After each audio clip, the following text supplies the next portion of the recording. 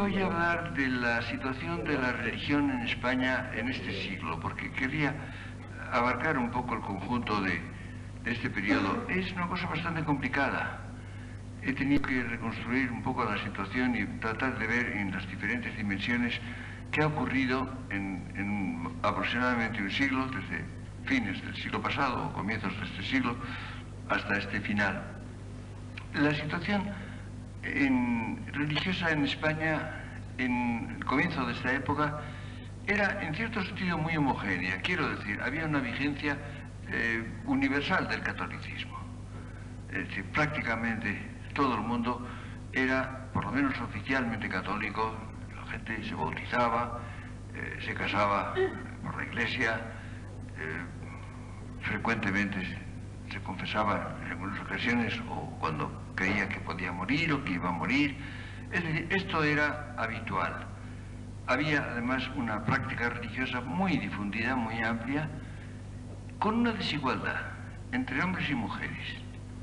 Eso era tradicional, precisamente mucho más que en nuestra época. La época ahora, esa diferencia ha disminuido mucho, pero en los primeros decenios del siglo había una diferencia muy marcada. En definitiva, yo creo que había una actitud, dirán ustedes que no es lógica, pero el hombre hace muchas cosas que no son lógicas, o que son lógicas de la razón vital y no de la razón abstracta. Había una especie como de división del trabajo. A veces pensaba que, bueno, la mujer practicaba religiosamente en nombre de los dos o por los dos, y el marido, pues no. Bueno, era una cosa frecuente. En lugares pequeños era muy frecuente también que las mujeres iban a la iglesia los domingos y los hombres se quedaban en la plaza. A veces en la taberna o en un bar, depende, pero bueno. Pero en definitiva, esto era bastante corriente. Esta situación tenía naturalmente excepciones, y tenía bastantes excepciones. Es decir, había bastantes gentes que, aunque tenían, insisto, la inmensa mayoría tenía una vida religiosa, diríamos, oficialmente o en los grandes hitos de la vida, sin embargo, había un anticlericalismo bastante difundido, bastante fuerte, y había también clericalismo. Ambas cosas existían con bastante fuerza. Había una división bastante variable, en cierto modo regional. Había evidentemente una diferencia de clase social o de grupo social. Por ejemplo, se había producido en toda Europa y en España también una especie de disminución de la actitud religiosa entre los obreros industriales, no entre los campesinos, que al revés tenían una actitud muy diferente. Esa fórmula muy marxista de obreros y campesinos socialmente es falsa, no se parecen, son dos tipos de vida, dos actitudes humanas muy distintas.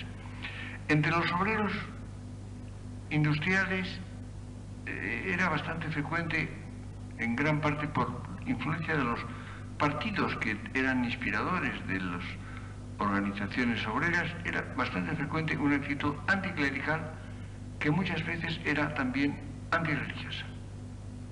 Tal vez no muy profundamente, pero existía. Había además, diríamos, en otros niveles sociales o culturales, había también una actitud muy marcadamente anticlerical, unida casi siempre a actitudes políticas. Esto es bastante frecuente. Había los que se llamaban librepensadores, que a veces no pensaban mucho, pero en fin, pero se llamaban así. Había un anticlericalismo bastante fuerte, en algunas regiones más que en otras. Por ejemplo, había bastante esta tendencia en los países republicanos, me refiero a la época de la monarquía, mucho antes de la república. Había también influencias, por ejemplo, que diría yo, en grupos que eran bastante minoritarios, pero por ejemplo en grupos masónicos, había una actitud también. Y había, por otra parte, los clericales que tomaban la religión, en definitiva, casi como una especie de banderilla política, social, con características no muy distintas. Es decir, el clericalismo y el anticlericalismo eran opuestos, pero las cosas opuestas suelen parecerse bastante. Esta es la actitud, diríamos, general. Esto se unía a que la actitud religiosa de estas primeras decenas del siglo,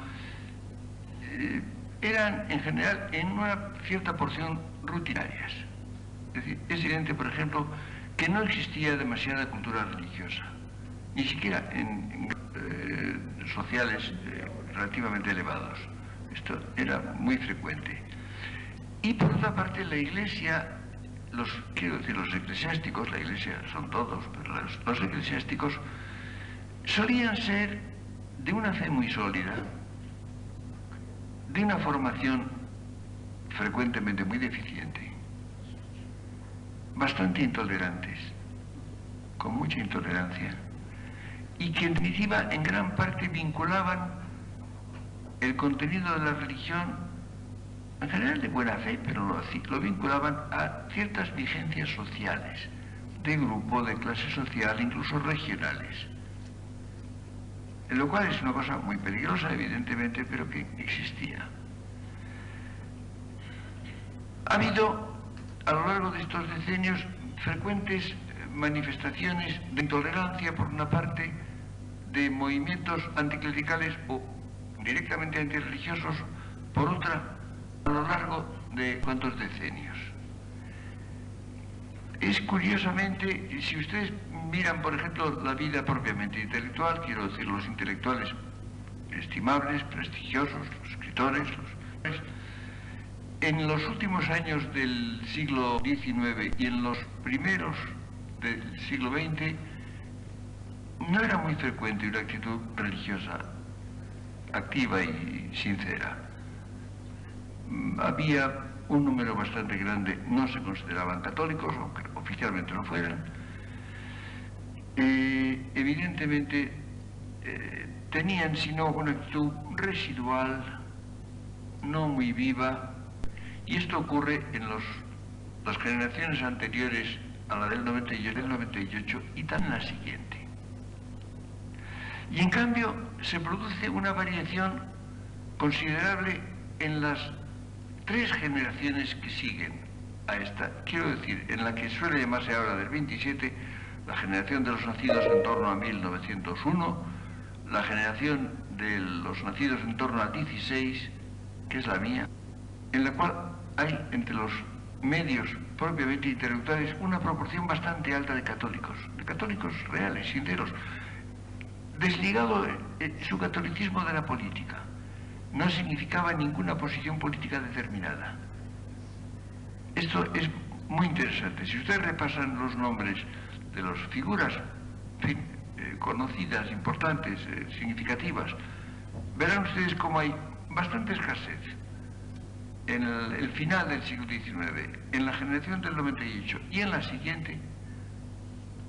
Hay una actitud o de escasa religiosidad o tibia, repito, residual, y en cambio en las 2 siguientes hay un incremento bastante grande y, repito, libre de la actitud política o de la conexión con la política, independientemente de la política.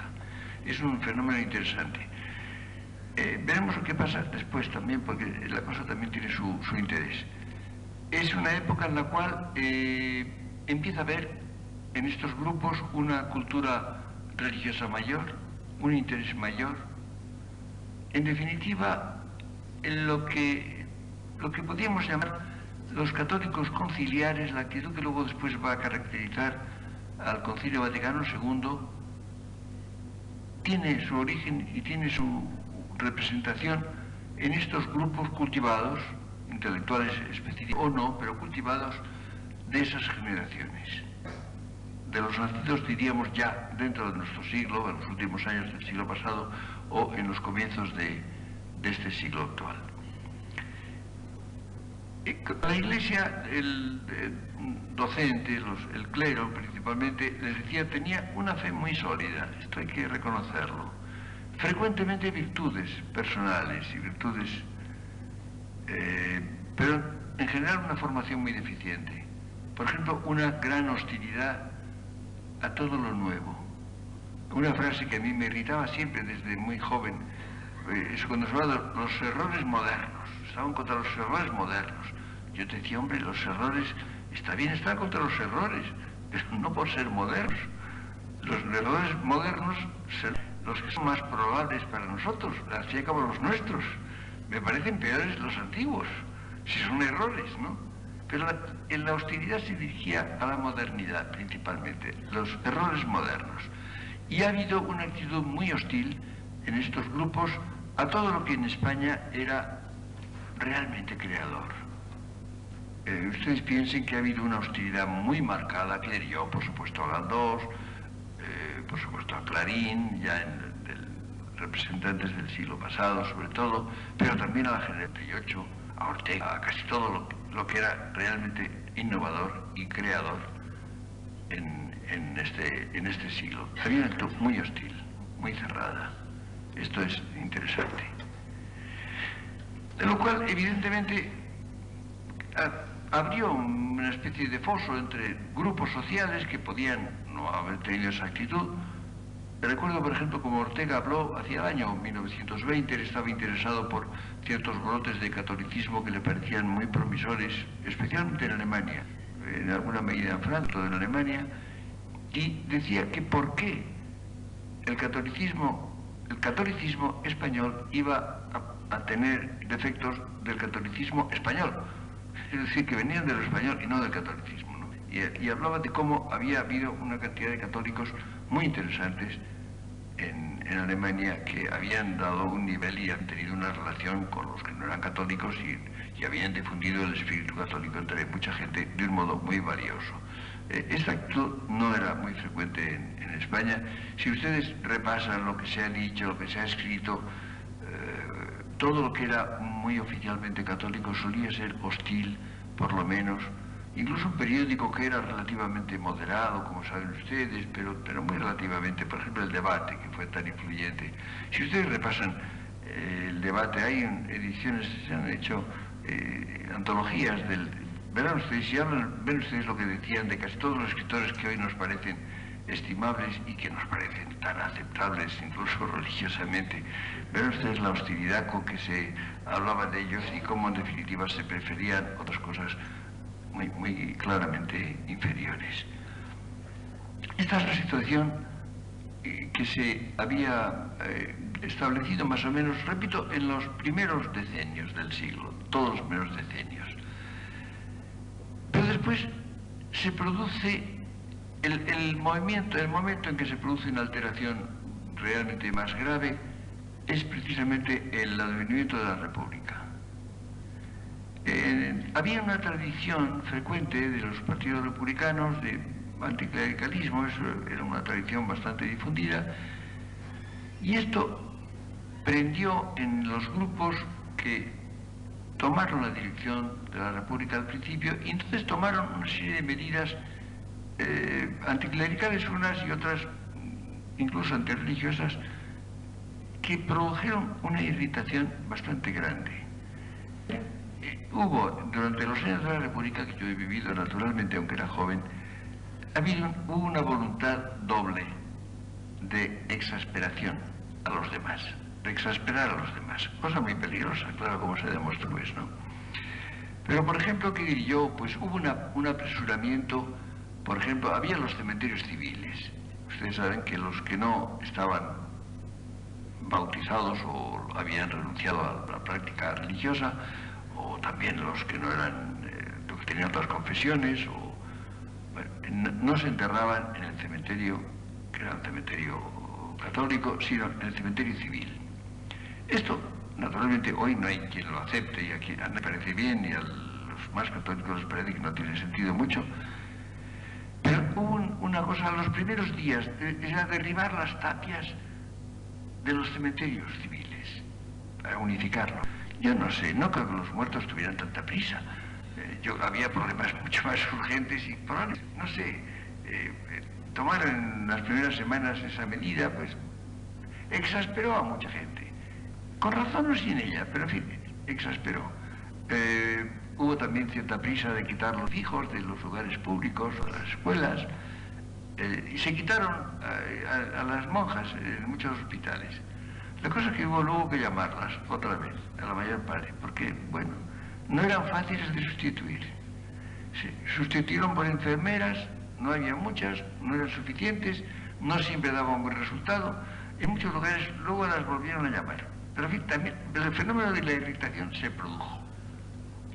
Hubo un fenómeno también, un hecho gravísimo. Yo nunca insistiré bastante en la importancia que tuvo la famosa quema de conventos del 11 de mayo del año 31, es decir, antes de un mes del establecimiento de la República.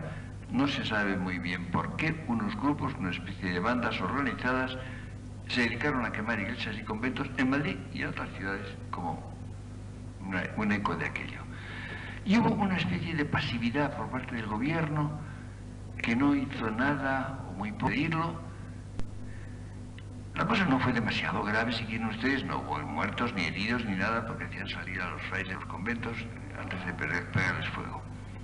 Pero esto produjo, con razón, produjo una impresión muy mala. Y hubo muchas gentes que juraron odio eterno a la República desde ese momento. Y aunque la República no hubiera cometido ni un solo error, después cometió bastantes, y aciertos también, pero en fin, el odio hubiera sido implacable. De modo que esto fue un error gravísimo y de consecuencias lamentables. Pero por otra parte hubo una fracción bastante considerable del clero o de grupos muy oficialmente católicos que tuvieron también una hostilidad a la República deliberadamente y desde el primer día, y la consideraban como el enemigo. Lo cual, como ven ustedes, no era un buen comienzo. Después hubo ciertas medidas, por ejemplo, restrictivas, tuvieron dificultades a la enseñanza por las congregaciones religiosas, con un pretexto burdo y absurdo, eliminaron la Compañía de Jesús. Entonces el presidente, que era Alcalá Zamora, dimitió, que no le parecía aceptable. Ortega, recuerdo que defendió la posición de mantener los derechos de la Iglesia de la Compañía de Jesús en el Congreso, admitiendo que él personalmente, que oficialmente no era católico, que había procurado que los detalles de su vida privada quedaran formalizados católicamente, pero que no, decía, no voy a caer en los mascarones de proa de un arcaico anticlericalismo. Esta frase es de Ortega, dicha en el Congreso. Pero como ven ustedes, todo esto producía, no sé, una división en la sociedad española y tuvo el efecto de cargar de contenido político la actitud religiosa o no religiosa. Es decir, era una cosa que tiene otro planteamiento, se produce a otros niveles de la vida humana, que no son los de la política, pero se produjo esto indiscutiblemente. Y esto fue uno de los factores, sin duda, no solo el único, y ni mucho menos, pero uno de los factores que llevaron a la discordia, que llevaron a la guerra civil. Y entonces esto se multiplicó, se agudó de manera extraordinaria en la zona que estaba en manos del gobierno. Ya había habido desde el comienzo del gobierno del Frente Popular, desde las elecciones de febrero del 36, había habido incendios de iglesias o atropellos, pero esto naturalmente se multiplicó al empezar la civil. Y entonces por lo pronto se suprimió totalmente el culto. Las iglesias fueron cerradas cuando no fueron quemadas, que fueron en gran número quemadas, pero en todo caso cerradas, se suspendió totalmente el culto y perduró durante 2 años largos, de los casi 3 años de la guerra civil. Y hubo además una persecución religiosa que es ridículo negar, porque fue enorme, ¿no? Y entonces se mataba automáticamente en los primeros meses, no durante todo el tiempo, pero en los primeros meses se mataba a un sacerdote, a un religioso, sin más averiguación, a un número bastante alto de monjas y de seglares que eran conocidos por su actitud católica, y hubo una feroz, intolerable, absolutamente monstruosa. Lo cual provocó naturalmente una especie de toma de posición de la Iglesia oficialmente por el otro bando beligerante. No podían apoyar a los que estaban haciendo este tipo de persecución religiosa, pero me pregunto si la actitud de apoyar de un modo manifiesto al otro bando y de aprobar todo lo que hiciera, con muy pocas excepciones de discrepancia o de crítica, era aceptable. Creo que la función de los sacerdotes y de los religiosos y de los obispos hubiera sido tratar de evitar por todos los medios la discordia y la guerra civil, haber estado por encima de ella y haber defendido la convivencia y la fraternidad. Esto fue muy grave también, sumamente grave. Entonces, en la otra zona sí se había impuesto totalmente la vigencia de la religión católica, y al acabar la guerra con el triunfo bandos, como es bien sabido, esto se extendió totalmente y la Iglesia oficialmente lo aceptó liberación de poder, la censura, el control de la enseñanza, la depuración de las universidades, absolutamente. Hubo poquísimas excepciones, poquísimas, y muy tenues, y casi siempre explicadas por razones no enteramente religiosas de discrepancia. Para mí, por ejemplo, lo más grave, y esto lo dije yo durante el régimen de Franco y en la Catedral de Madrid, en una conferencia que me pidió el arzobispo, lo dije entonces, creo que me da interés decirlo, que lo más grave que había pasado es que no se había rezado un Padre Nuestro oficialmente por los muertos de uno de los bandos. Se rezaba por los caídos por Dios y por España, y no por los otros. Y evidentemente si se creía que eran malos, pues era más motivo, les hacía más falta que rezaban por ellos. Me parecía que era una actitud muy poco cristiana, muy poco aceptable. Y conste que esto lo dije en una conferencia encargada por el obispo de Madrid, en la Catedral de Madrid, el año 60 y algo. Bueno, porque por eso lo repito ahora, que ahora no tiene ningún mérito decirlo, pero entonces quizá un poco no. Bueno, esta situación, como ven ustedes, dejó la situación muy complicada y muy envenenada. Y yo recuerdo cuando acabó la guerra, recuerdo haber leído, la leí con interés y con esperanza, una pastoral de un obispo tan poco paternal, tan llena de odio. La tengo en mi casa, la tengo en la última fila de una estantería para que nadie la encuentre y nadie la vea, pero me dejó lleno de pesadumbre, realmente. Y todo eso continuó. Por ejemplo, es evidente que la represión, diríamos, intelectual, la condenación de casi todo lo que en España era valioso intelectualmente, que fue política, por supuesto, pero quizá la parte más activa era de un origen clerical. Esto lo podríamos probar con una superabundancia de datos, pero en fin, no es necesario. Es evidente que hubo ciertas fracciones que fueron lo más intolerante, lo más negativo, lo que quiso excluir todo lo que había sido creador en España, o todo lo que prometía serlo o seguirlo siendo. Esta situación era bastante grave. Y esto provocó esta actitud diríamos, de complicidad, de adhesión sin reservas a una situación política muy opresora. Esto hizo que mucha gente se apartara de la iglesia, se apartara del culto. Había mucha gente que no iba a misa, yo no puedo ir. Yo les decía, no, que se vayan ellos. Yo no, a mí la religión me interesa. En fin, Cristo me parece algo absolutamente irrenunciable. Y si me gusta o no me gustan los que hablan en nombre de él, este es asunto de ellos, ¿no? Pero que se vayan ellos, yo no me voy.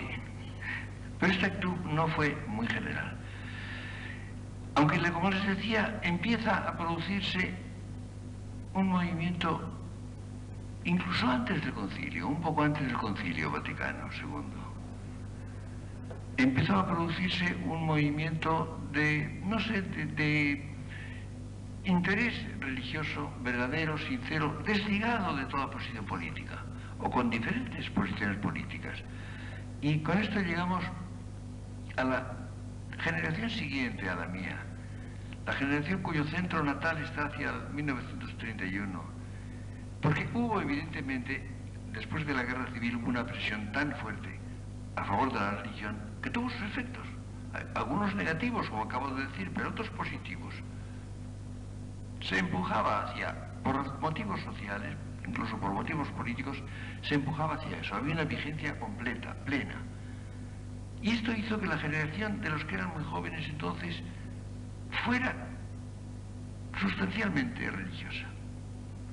Así como les decía a ustedes que había habido escasez en las generaciones anteriores y un reverdecimiento minoritario pero muy considerable en la generación de 1901 y en la del 16, en la del 31, la cosa está movida por una presión social favorable, pero en conjunto es una generación que fue bastante religiosa, o lo es, porque en general viven todavía, pero lo ha sido.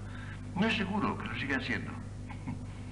Y no es seguro por un fenómeno curioso, porque es que mucha gente que había mantenido una fidelidad a la Iglesia a pesar de un gran descontento, en los años en que había evidentemente complicidades que no eran nada simpáticas o que no eran aceptables religiosamente, cuando la Iglesia toma una posición mucho más abierta, mucho más comprensiva, mucho más tolerante, curiosamente empiezan las deserciones. Y empieza gente a apartarse.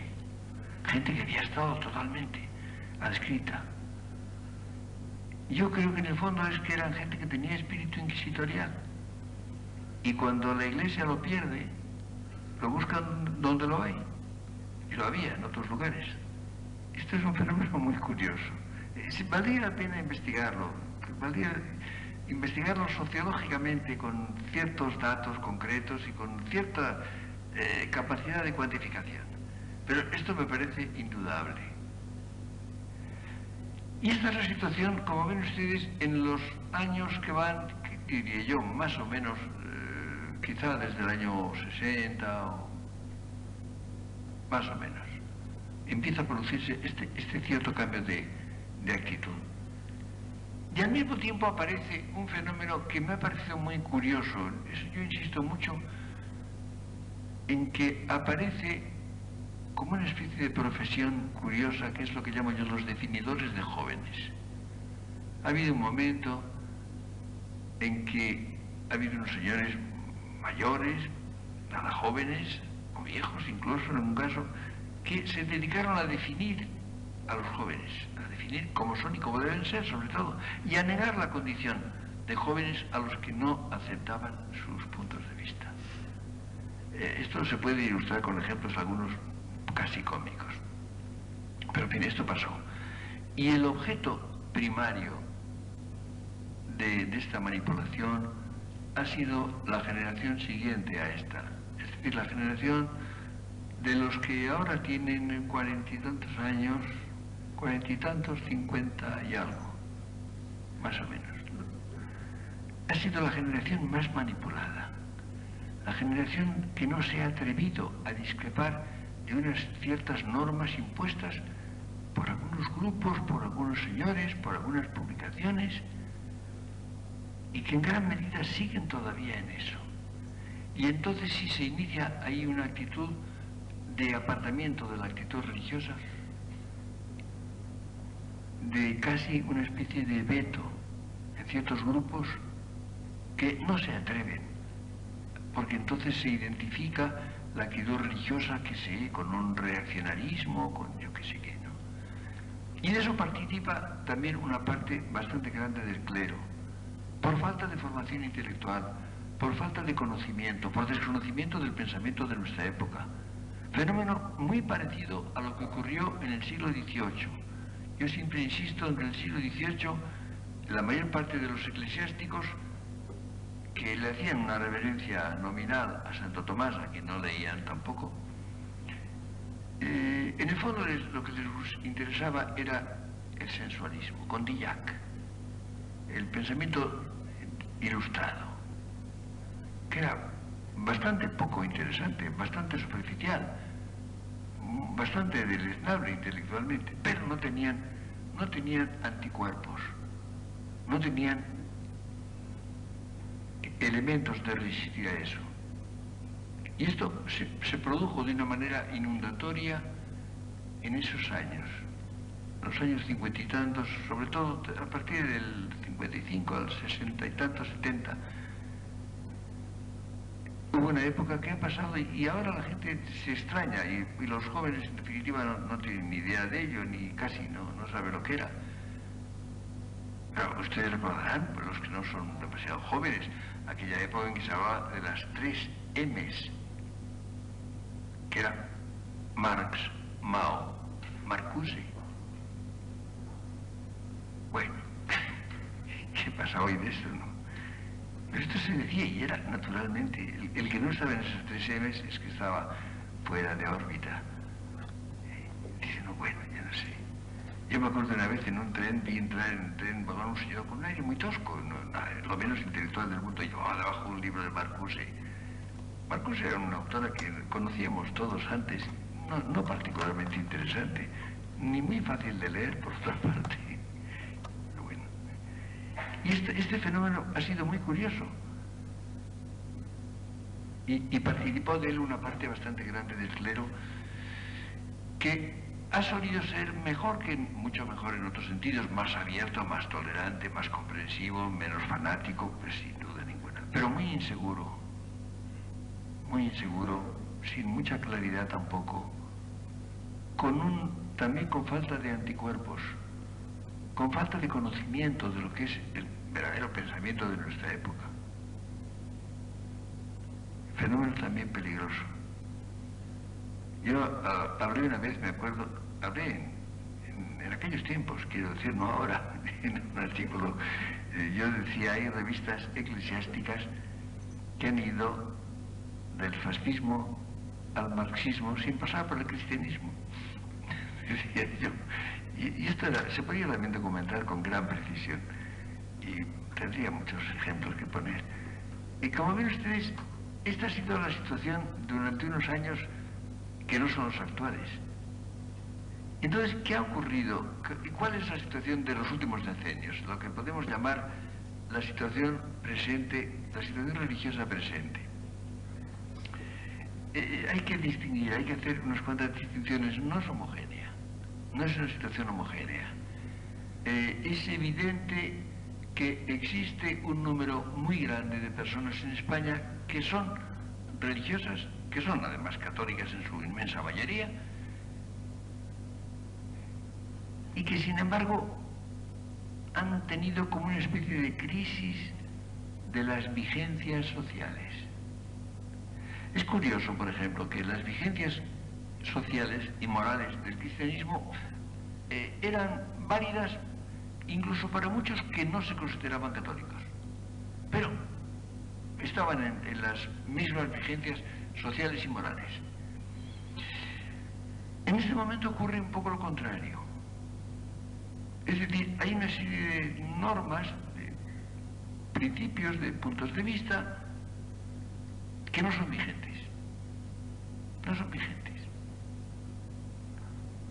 En general se cree que nada es vigente.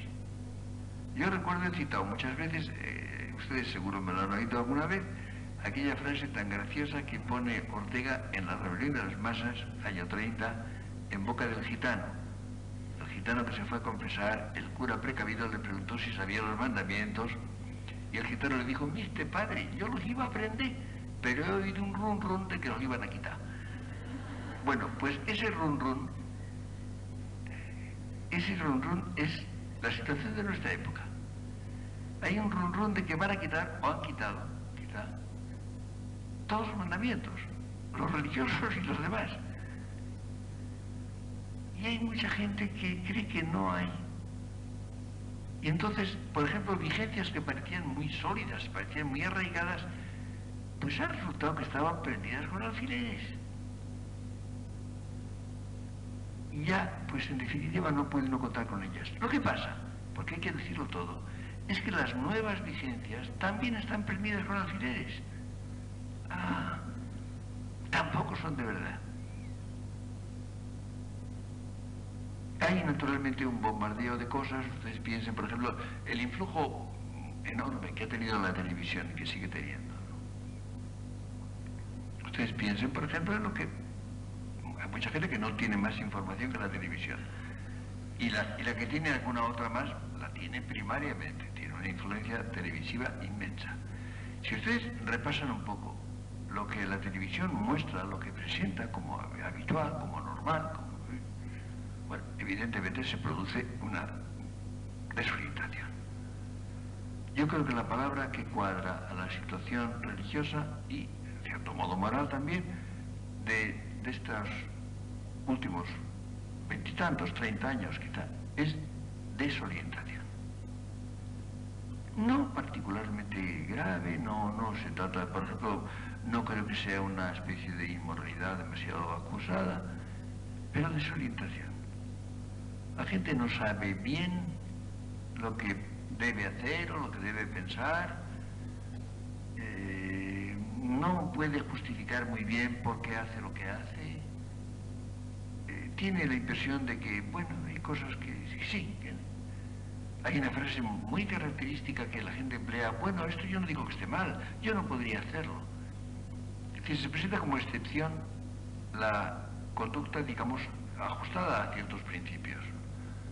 Se presenta como excepción.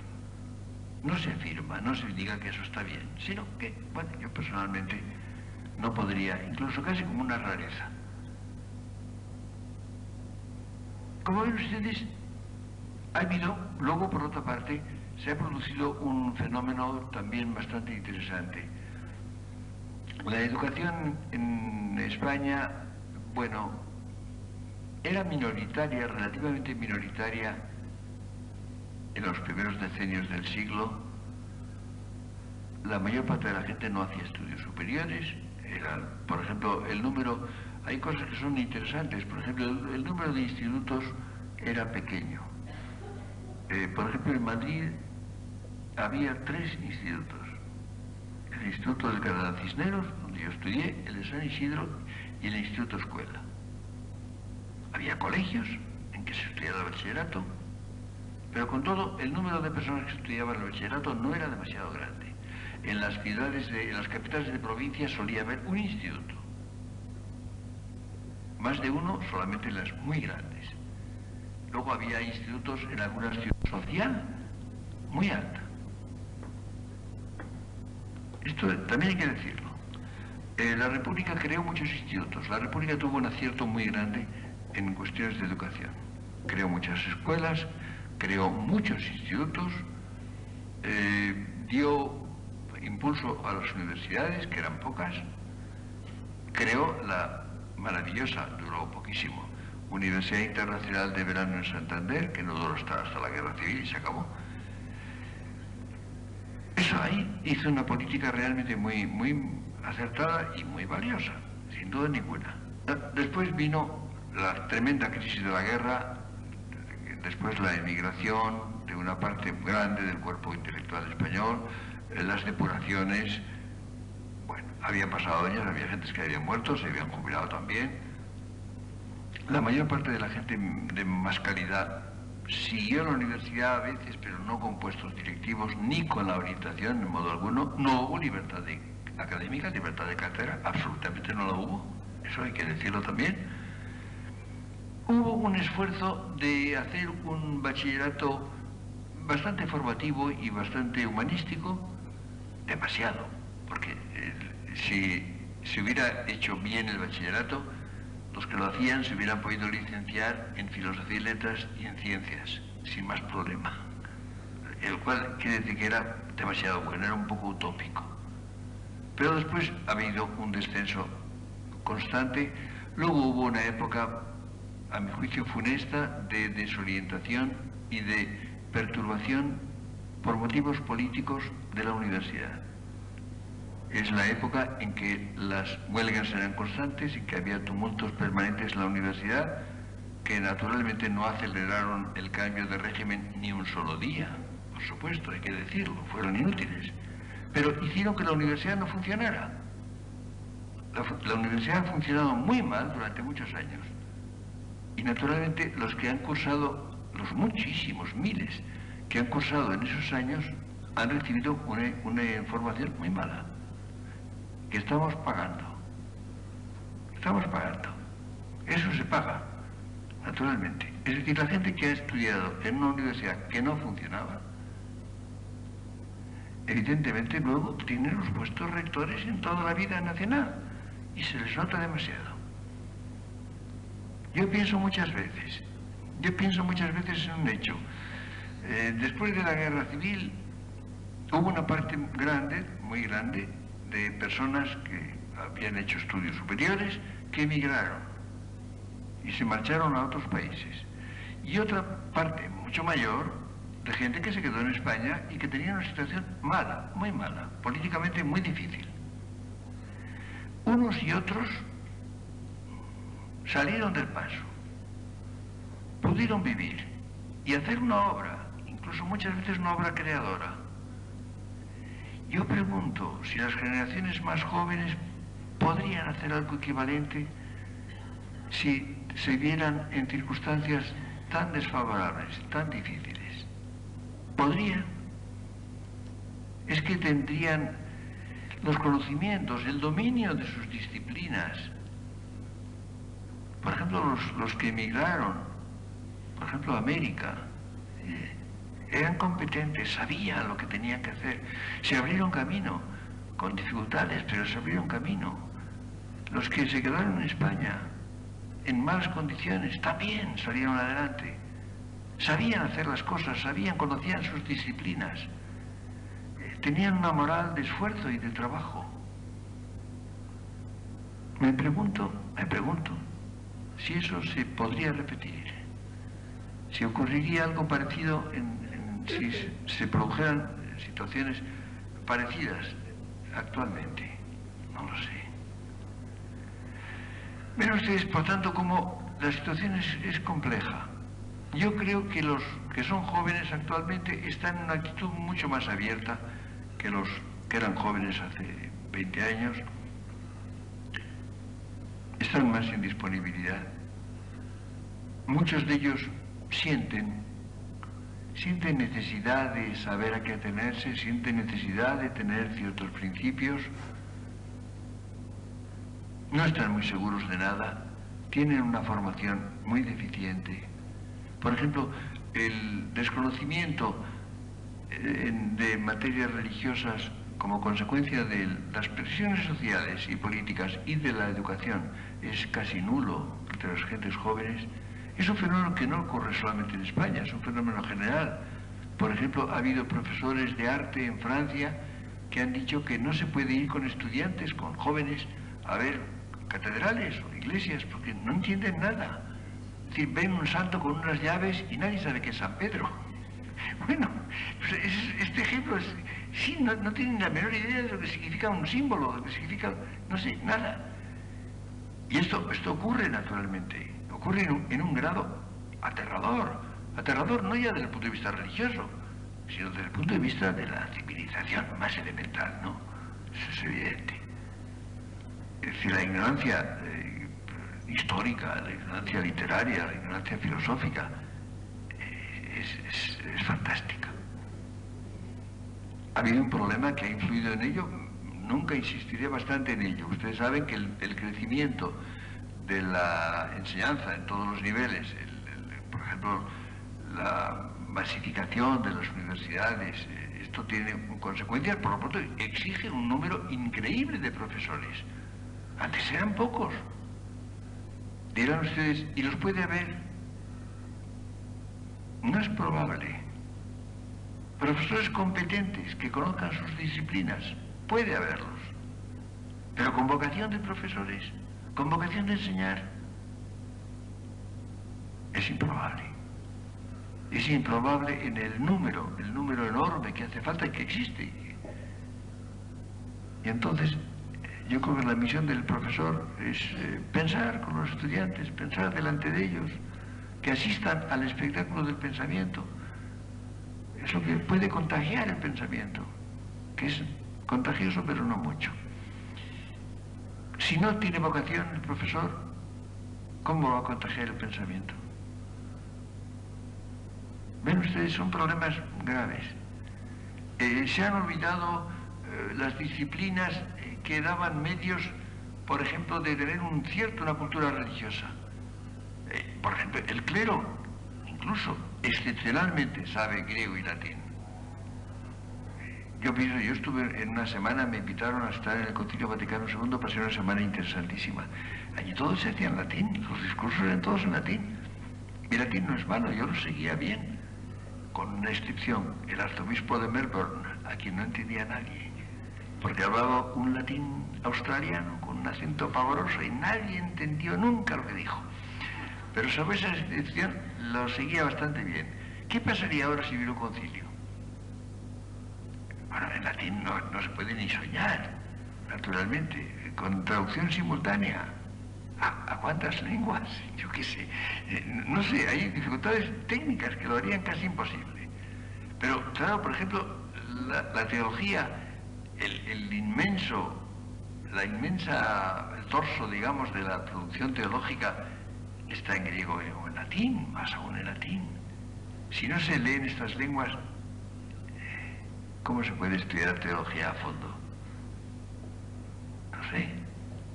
Supongan ustedes que se hubiera omitido la enseñanza de las matemáticas en las disciplinas de ciencias. ¿Es que se puede estudiar física o química sin saber matemáticas? Pues no, pues lo siento, no. Bueno, esta dificultad la hay.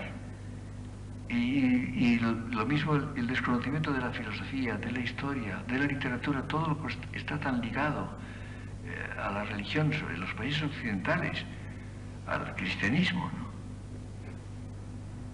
Es decir, se ha hecho que todo lo que es el repertorio de lo que es la religión se haya enajenado en gran parte para las generaciones jóvenes. Entonces, ¿qué pasa? O, por ejemplo, piensen ustedes en esa cosa que estudiábamos en el colegio, cuando yo tenía 8 años o 9, que era la historia sagrada. Nadie tiene ni idea de eso ahora, evidentemente, pero ni idea. No se sabe nada. A lo mejor se estudiaba un pequeño libro, porque tenía las líneas generales, pero bueno, pero eso se sabía y era familiar. Y las alusiones, por ejemplo, que se encuentran en toda la literatura, pues eran comprensibles. Pero la gente ahora lee un libro en que hay una referencia y no tiene ni idea de qué se está hablando. No sé, la terminología que, bueno, evidentemente la religión no es teología y no hace falta ser teólogo para tener religión, pero los conceptos fundamentales. Hay una página mía, en la estructura social, hay una página en la cual yo enumero el número de nociones históricas, literarias, psicológicas, morales, que introducía simplemente el catecismo corriente que se estudiaba en la escuela o un pequeño libro de historia sagrada. Hago una enumeración, es impresionante. Todo eso, cualquier muchacho de cualquier país europeo o americano lo conocía, lo poseía y le daba, diríamos, como un ambiente en el cual resultaba comprensible la religión y tenía sentido, tenía raíces, tenía dónde aplicarse. Ustedes piensen, por ejemplo, entre los jóvenes actuales hay bastante gente que tiene como necesidad de religión. La necesitan y la tienen incluso. Pero les falta, diríamos, lo que podríamos llamar el punto de aplicación, como dicen los físicos, ¿no? El punto de aplicación de eso, ¿dónde engarzarlo? Es un problema, por ejemplo, que se ha planteado y es muy delicado, es un problema delicadísimo. Por ejemplo, en los países de culturas ajenas al cristianismo, los países en que los misioneros, por ejemplo, pues han predicado el cristianismo en Asia o en África. Bueno, evidentemente tenían que empezar sobre un suelo distinto, ajeno. A veces se quejaban, y con razón. Yo recuerdo en la India haberme dicho, bueno, y nosotros que somos católicos, ¿por qué tenemos que ser tomistas? Es que no tienen que ser tomistas, ¿por qué van a serlo, no? Pero evidentemente injertar una visión religiosa sobre un contexto que no ha estado, diríamos, fecundado por la religión, que no ha tenido la familiaridad, que no ha tenido esa especie de capa social, diríamos, en la cual resulta comprensible, resulta asimilable. Es muy difícil. Se podría conseguir, evidentemente, una religión, un cristianismo más puro, desligado de las vigencias sociales, lo cual es sano, en definitiva. Sí, pero es posible. O en general se implanta sobre estas cosas. Ustedes piensen, por ejemplo, la atracción que hay ahora sobre muchas gentes de todo lo que sea esoterismo y cosas extrañas y satanismo y yo qué sé. Bueno, hay una librería, yo he pasado a veces por una librería en Madrid que tiene un escaparate enorme lleno de este tipo de libros que se publican y se venden. Lo cual, porque es bastante caro publicar libros, lo cual quiere decir que hay un público que los compra. No sé si los leo o no, pero en fin, los compra por lo menos. Y entonces resulta que es evidente que diríamos que se mueven en tierra extraña, ¿no? Muchos de nuestros contemporáneos. Como ven ustedes, es un problema sumamente delicado. Yo creo que ha habido una serie de cambios bastante, relativamente bruscos, relativamente rápidos, a lo largo de un siglo. Si comparamos la situación de comienzos del siglo con la situación actual, las diferencias son enormes. Y al mismo tiempo no tanto. Porque queda un fondo, repito, teñido de desorientación. Queda, por ejemplo, en España concretamente, en otros países ocurre en otro grado, en otra medida, y es muy variable. Pero en España, por ejemplo, queda todavía un fondo de religiosidad cristiana, cristiana católica, que es dominante, ¿no? Muy importante. Y en cierto modo, con una solidez bastante grande. Pero, al mismo tiempo, con inseguridad. Con una gran inseguridad. Con una falta de claridad.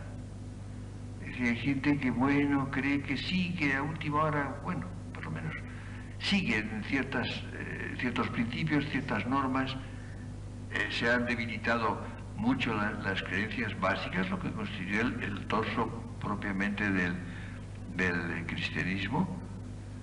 Hay mucha gente que dice que, bueno, que sí, que son cristianos, pero no creen en esto, ni en esto, ni en esto. Y yo les digo entonces, son ustedes muy respetables, todo mi respeto, pero no son cristianos. Ustedes no creen en la Trinidad, ustedes no creen en la divinidad de Cristo, ustedes no creen en la encarnación, ustedes no creen en la salvación, en la vida perdurable. Pues mire, son ustedes muy respetables, todos mis respetos, pero no son cristianos. Lo siento mucho. Y esta actitud existe y está bastante difundida. ¿Comprenden ustedes? Esto me parece, es uno de los elementos de este análisis que estamos intentando y estamos ya casi acabando en este curso de la estructura de la vida española. Conste que no digo que sea solo española, pero en fin, naturalmente habría que hacer muchos distingos si habláramos de la vida de Europa en conjunto o del mundo occidental, no digamos de otras culturas. Hablamos de España, que es lo que nos interesa más directamente y lo que conozco un poco menos mal.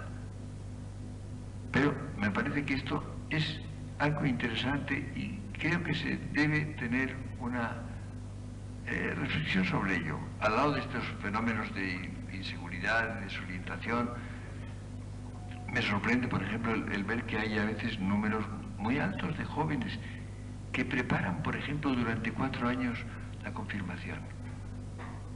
Y le dan gran importancia. La confirmación, la verdad que no le ha hecho mucho caso casi nadie durante mucho tiempo, ¿no? Y ahora hay grupos bastante grandes de jóvenes, muy jóvenes, que le dan importancia, que la preparan con cuidado, con un asesoramiento. Esto yo lo he visto hace muy poco tiempo, con gran sorpresa, ¿no? No creía yo que esto existiera, que fuera así. Es decir, si se hiciera un análisis, que naturalmente no tenemos ni idea, porque las estadísticas no revelan nada interesante, si hiciéramos un análisis de cuál es la situación real desde el punto de vista religioso de la sociedad española, encontraríamos muchas sorpresas, yo creo. Algunas de un signo, otras del signo contrario. Es evidente. No sé, lo mismo que cuando se dice que cuando llega la Semana Santa, que aquello naturalmente que no tiene nada que ver con la religión, y que la gente lo que hace es tomar los aviones y los coches y los trenes y marcharse a las playas, si es posible. Sí, pero también Madrid sí que da tanta gente. Y luego las iglesias están llenas. No sé, yo he estado en unas iglesias y era muy difícil sentarse si no llegaba uno con bastante anticipación. No estaban todos en las playas, ¿no? Es evidente que también pasa eso. Había mucha gente en las playas, pero otra gente estaba en las iglesias. No sé, comprenden ustedes. La situación es compleja y yo creo que estamos en una situación muy inestable. Por eso, si lanzamos una mirada al futuro cercano, al futuro abarcable, no sé, es posible que se produzca evidentemente una descristianización que existe en gran medida, en gran parte provocada, en parte muy favorecida, por supuesto. Pero también sería posible lo contrario.